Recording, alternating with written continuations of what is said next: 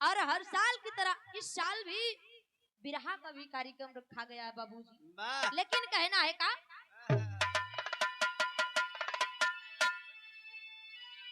अरे कि स्वर्ग बच्चु मंगल हो, स्वर्ग में सुख पाए, निरखय अपनी बगिया ये कैसी लहराए।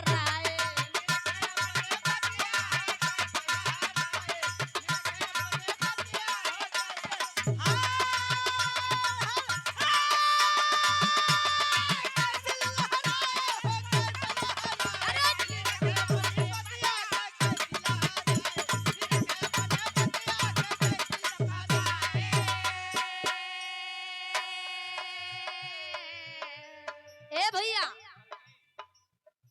आप स्वर्गीय बच्चू दादाजी और स्वर्गीय मंगल दादाजी परिवार को छोड़ के चले गए, लेकिन स्वर्ग से देख रहे हैं वहां खुश है कि बाहर है मेरा परिवार, बाहर है मेरे बच्चे, कि आज मेरे परिवार को, मेरे बगिया को मैं तो यहाँ चला आया, लेकिन आप लोग जगाए हुए हैं। कह रहे हैं कि मेरे बाग में ऐसे फूल खिले हैं।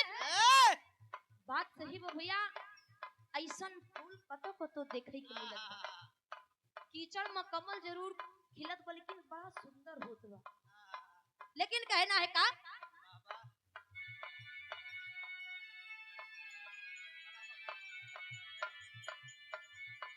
अरे ऐसन परिवार रहे हरदम सलाम।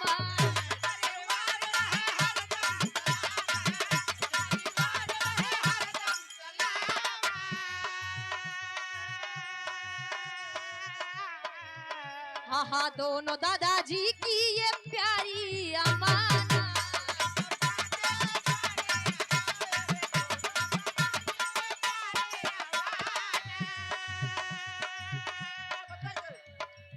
हो ऐसा परिवार रहे हरदम सलामत, दोनों दादाजी की ये प्यारी अमानत। अरे सारा कुल परिवार, सारा कुल परिवार जलसा कराए, निरखय अपनी बगिया ये कैसे लहराए।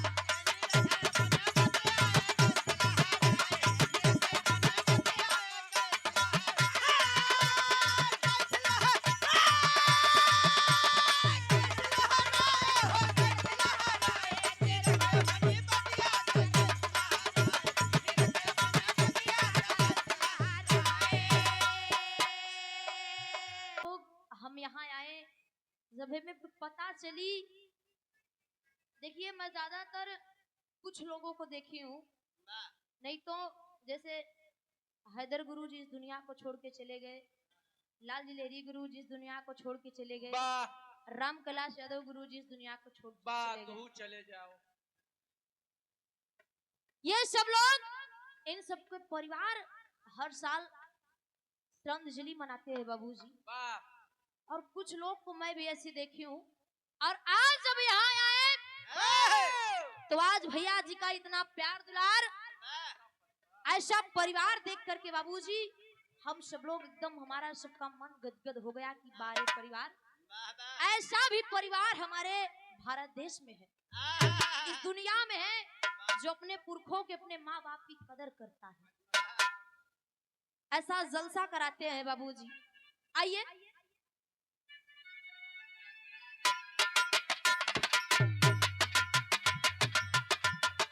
अमर पद पाए दोनों जन का अमर नाम हो।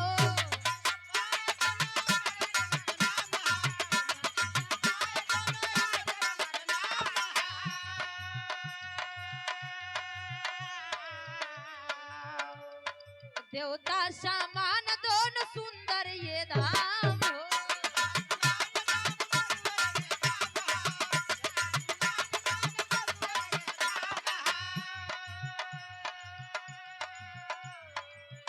हरे अमर पद पाए दोनों जन का अमर नाम हो।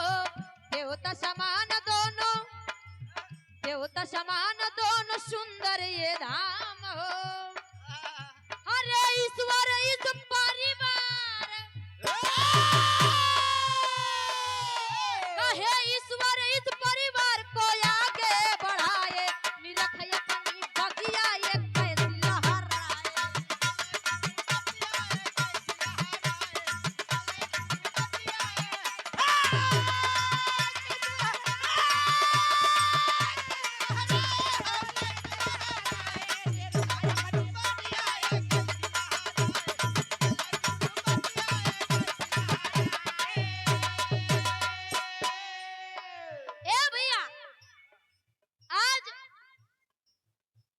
स्वर्गीय बच्चू दादाजी, स्वर्गीय मंगल दादाजी के बच्चों के कारण आज उनका नाम अमर हो गया बाबूजी, इस दुनिया में अमर हो गया, वो देवता हो गए, ये अयोध्या धाम हो गया बाबू।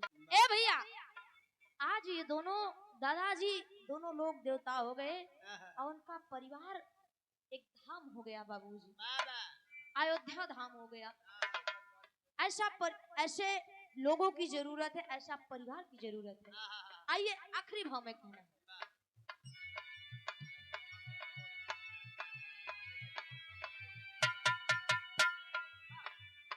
स्वर्ग से देते दोनों जन आशीर्वाद हो,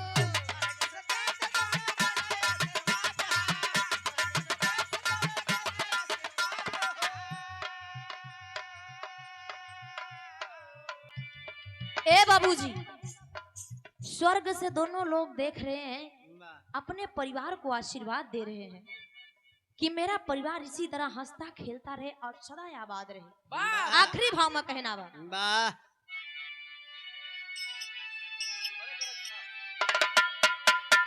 अरे कि स्वर्ग से दोनों जन देते आशीर्वाद,